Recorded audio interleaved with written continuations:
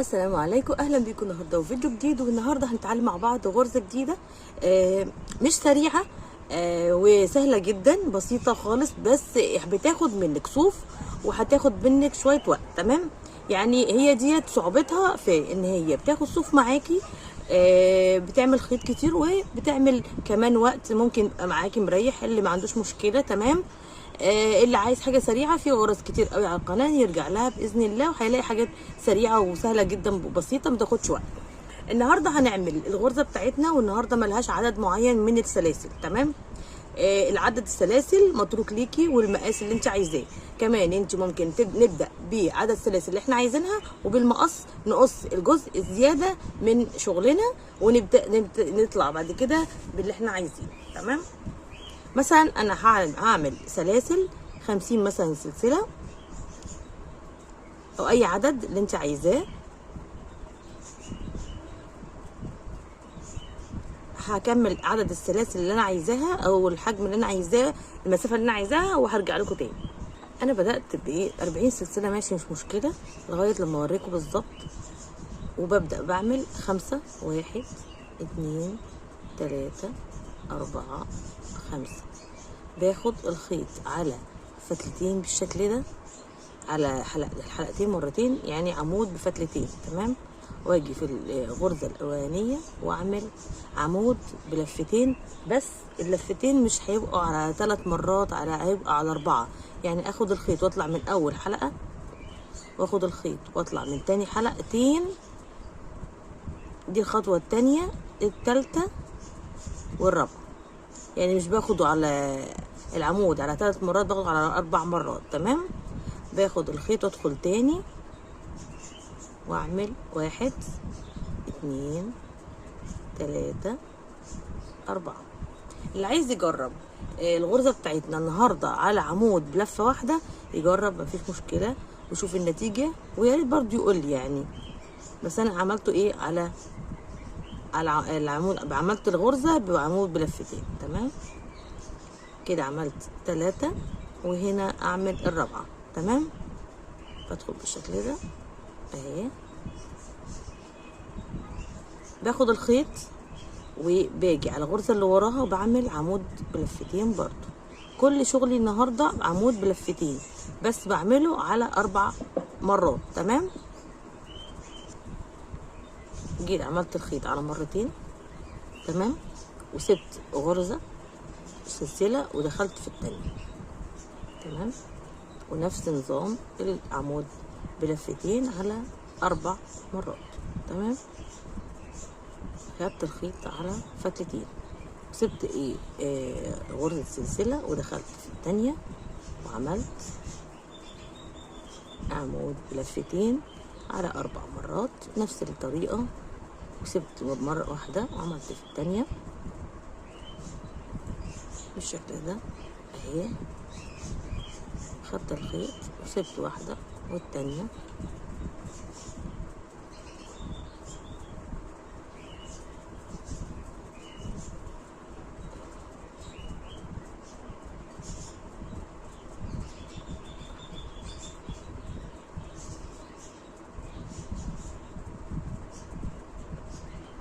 واحد 2 3 4 5 6، هنعملهم 8. سبت غرزة وخدت في التانية، ده 7 1، خدت الخيط سبت غرزة تانية، وده 8 عمود بلفتين. تمام، باجي اخد الخيط والغرزة اللي جنبيها على طول بعمل 5 عواميد بلفتين في نفس المكان كده.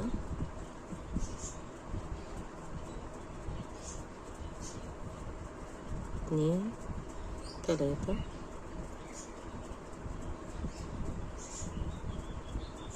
4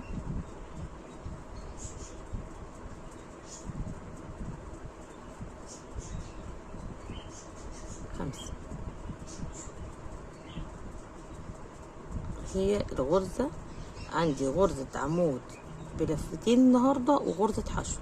والسلسله الاولانيه، ودي اساسيه طبعا. الغرزه اللي جنبيها بعمل تاني 5 عمود بلفتين بنفس الطريقه. تمام. الخيط معايا، وباخد تاني واحده، تاني عمود، تالت عمود،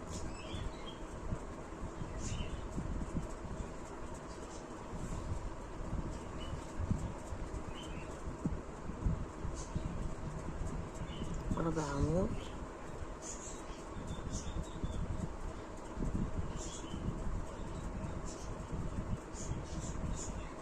خامس عمود. تمام.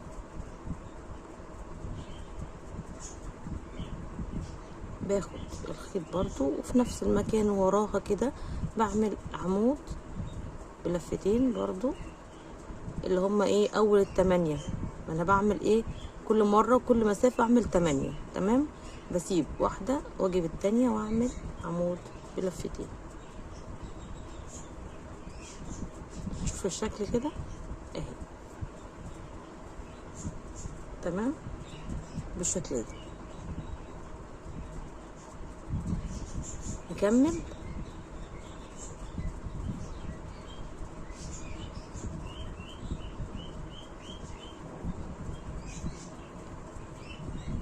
وبرضو نسيب واحدة وندخل في التانية ونعمل العمود بتاعنا بلفتين، نسيب واحدة وندخل في التانية العمود بلفتين، نسيب واحدة وندخل في التانية عمود بلفتين. نعدهم، دي 1 2 3 4 5. نسيب واحدة ندخل في التانية 5. لحظة، نسيب واحدة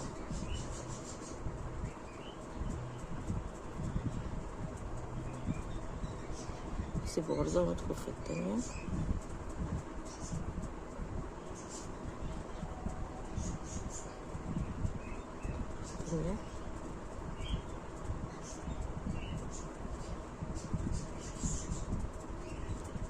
كده 1 2 3 4 5 6 7 8. تمام.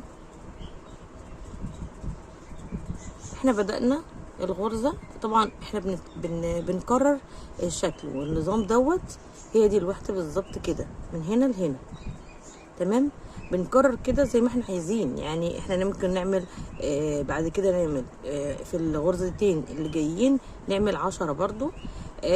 بس لما نيجي نعمل في الاخر هوريكم دلوقتي. احنا بدأنا ب5 هننتهي برضو ايه ب5. تمام. يعني في الغرزة اللي وراها اهي دي بنعمل ايه 5 عمود بلفتين، وبنعتبر ان دي اخر غرزة. تمام. في السطر بتاعنا ده نمرة 2.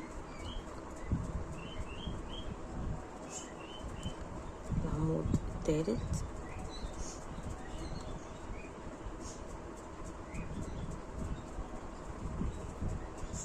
العمود الرابع،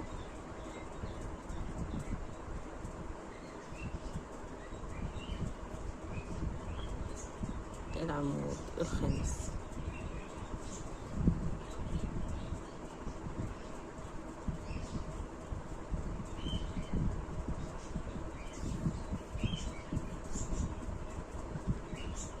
تمام. دي البداية كده ودي النهاية. دي بداية الشغل ودي نهايته زي بعضيهم زي ما احنا شايفين كده. من هنا انا عندي زيادة.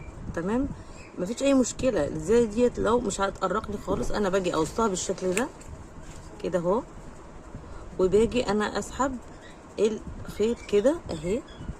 خلاص انا كده مثلا عملت على الحساب اللي انا عايزاه والباقي انا مش عايزاه. تمام. انا ببدأ بعد كده بطلع بالسطر اللي وراه. تمام. بعمل 2 غرزة سلسلة، بلف الشغل بالشكل ده، وباجي على العمود دوت ماليش دعوه بيه اولاني. باجي العمود التاني وبدخل كده من ظهره وبدخل الابره بالشكل ده، باخد الخيط كده وبعمل غرزه حشو. باجي ادخل في ظهر العمود كده واخد الخيط واطلع واعمل غرزة حشو. ظهر العمود، كل العواميد بالشكل ده، بدخل في ظهر العمود بالشكل ده، بدخل ابرة بالشكل ده، واخد الخيط واطلع، بدخل الابرة بالشكل ده وباخد الخيط واطلع لغاية اخر السطر. تمام، بالشكل ده بنفس الشكل اهي. بص من قدام هتبقى كده الشكل كده هيبقى شكل الغرزة. تمام، هكمل انا لاخر السطر غرزة الحشو وارجع لكم تاني. كده انا خلصت اهي، اهي شكل الغرزة اهي بالشكل ده اهي. في الاخر جيت اخر السطر كده اهو، فاضل 2، عملت السلسلتين اهي، التانية كمان بجيبها كده بالشكل ده، وبعدين بطلع الصف التاني التالت، 1 2 3 4 5. ببدأ تاني بنفس الخطوة اللي بدأت بيها في تحت، ببدأها هنا في السطر ده. تمام، باجي على اول غرزة اللي هي في لها العمود، ملناش دعوة بيها، باجي اخد الخيط عمل مرتين، والفتحة التانية اهي دي لأ دي بعمل فيها 5 عمود بلفة،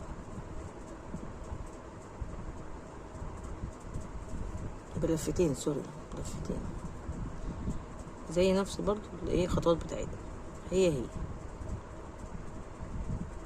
على فتلتين على 4 مرات قصدي،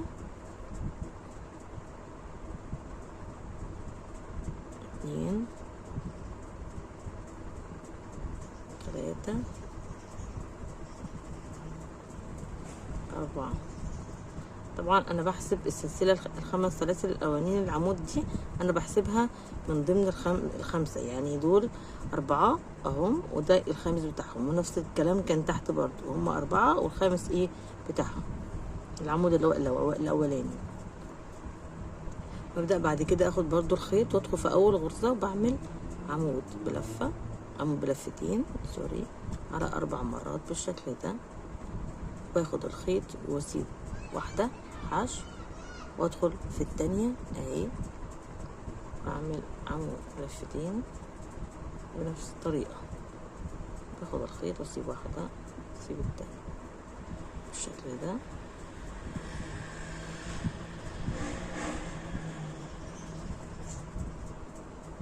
اهي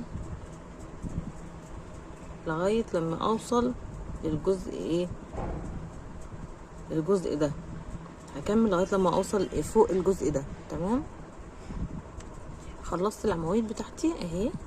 ببدأ اقول لكم عددهم، انا بدأت اهي ال4 دول على جنب دول الاولانيين، وبعدين 1 2 3 4 5 6 7 8. تمام، باجي هنا في الغرزة اللي جنبيها وبعمل ال5 بتوعي. تمام، فوق ال5 التانيين اللي فوقيهم بالظبط.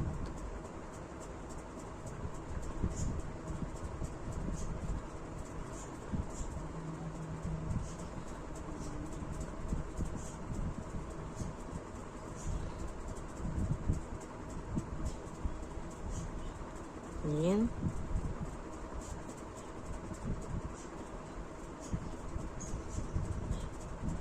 تلاتة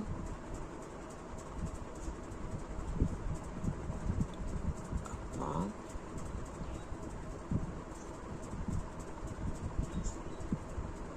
خمسة. تمام،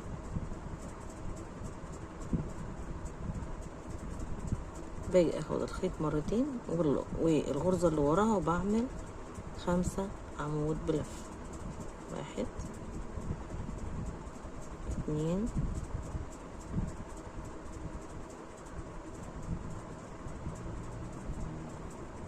3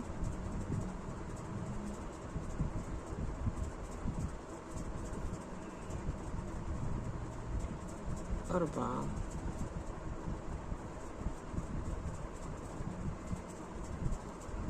5.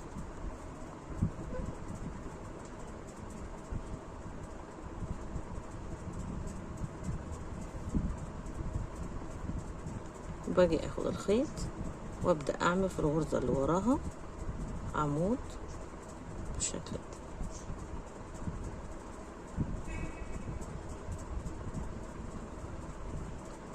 واسيب غرزة والغرزة اللي وراها سلسلة وبعمل العمود بتاعي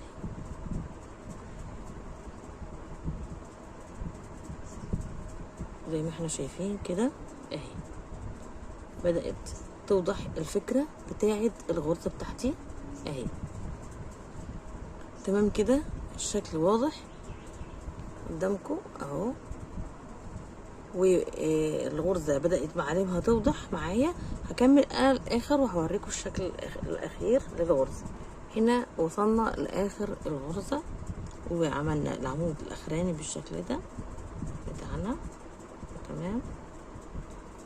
وفضل لنا الغرزة الاخرانية هنا اللي هي غرزة الحشو الاولانية، بنعمل فيها الخمسة عمود بتاع اللفة بتاعت بلفتين بتوعنا تمام، اللي هو بداية الشغل وايه ونهاية الشغل. انا بعمل خمسة، فهم دول الخمسة اللي انا بشتغلهم اهو. واحد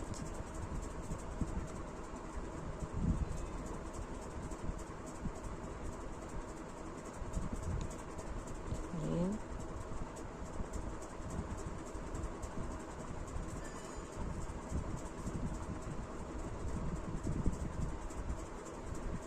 تلاتة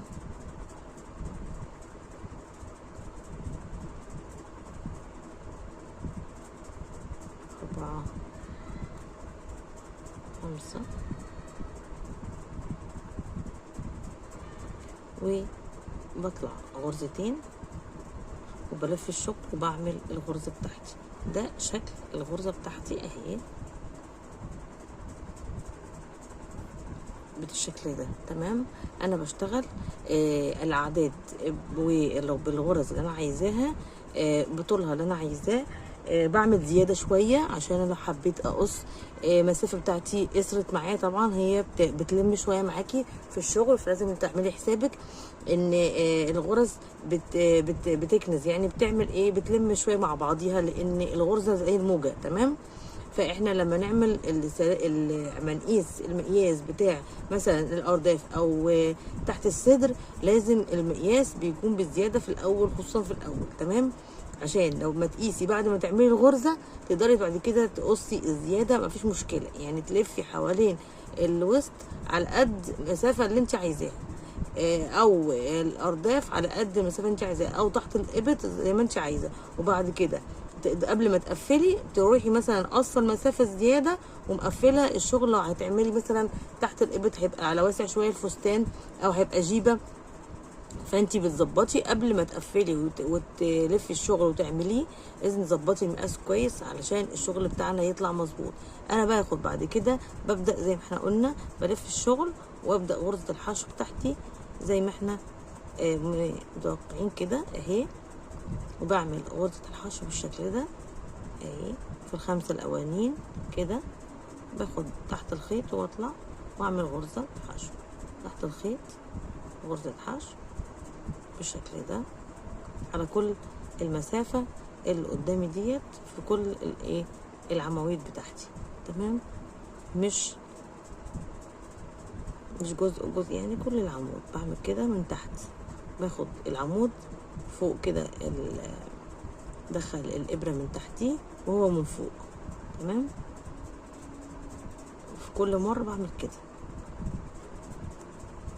اهو بالشكل ده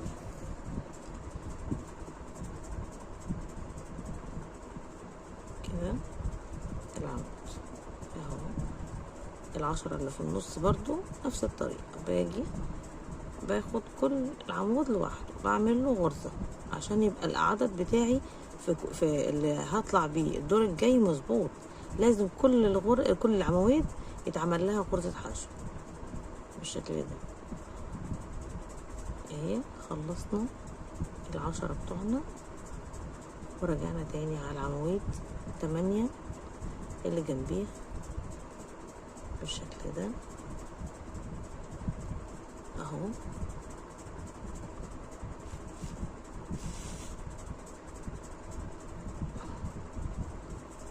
كده اهي